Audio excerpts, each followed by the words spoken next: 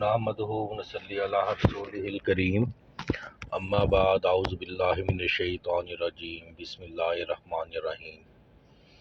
السلام علیکم ناظرین، میں ہوں آپ کا میزبان رانا ارسل محمود۔ ناظرین، آج کی حدیث، قرآن کی آیت سیکھنے کا اجر۔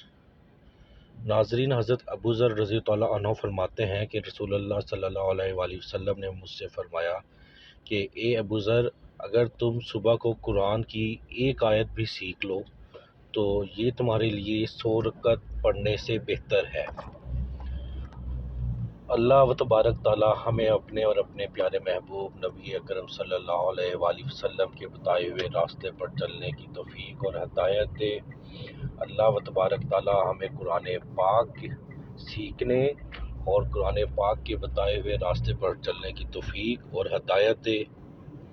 اللہ و تبارک تعالیٰ تمام بے اولادوں کو نیک اور صالح اولاد، تمام بے روزگاروں کو روزگار اور تمام بیماروں کو صحت یاب کرے، اور جو وفات پا چکے ہیں انہیں جنت الفردوس میں اعلیٰ مقام عطا کرے، اور تمام امت مسلمہ اور خاص کر کے ہمارے ملک پاکستان کی حفاظت فرمائے، آمین۔